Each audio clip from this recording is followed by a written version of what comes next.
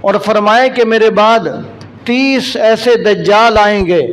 30 جھوٹے کذاب آئیں گے کہ جو نبوت کا دعویٰ کریں گے۔ فرمایا کہ وہ جھوٹے ہوں گے، کذاب ہوں گے، دجال ہوں گے، وہ نبی نہیں ہوں گے، آخری نبی میں ہی ہوں۔ اب آپ صلی اللہ علیہ وسلم نے یہ جو 30 کا عدد ارشاد فرمایا، تو علماء نے لکھا کہ اس 30 کے عدد سے مراد یہ ہے کہ 30 ایسے جھوٹے نبوت کے مدعی ایسے آئیں گے کہ جن کا فتنہ ذرا پھیلے گا، جن کو لوگ مانیں گے۔ جس طرح یہ غلام قادیانی ہے، تو جس کو لوگ مانیں گے، جن کا فتنہ پھیلے گا، وہ 30 ہوں گے،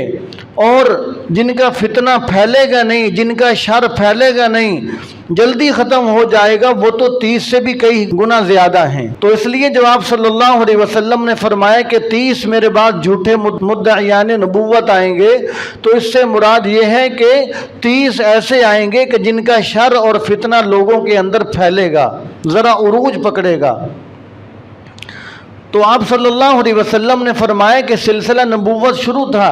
فرمایا کہ مجھ پر آ کر اللہ تبارک و تعالیٰ نے اس سلسلہ نبوت کو ختم کر دیا، انا خاتم النبیین لا نبی بعدی، فرمایا کہ اب میرے بعد کوئی نبی نہیں آئے گا، میں سارے نبیوں کے لیے خاتم بن کے آیا ہوں۔ اللہ تبارک و تعالیٰ نے میرے ساتھ سلسلہ نبوت پر مہر لگا دی ہے۔ يا أيها الذين آمنوا اتقوا الله وكونوا مع الصادقين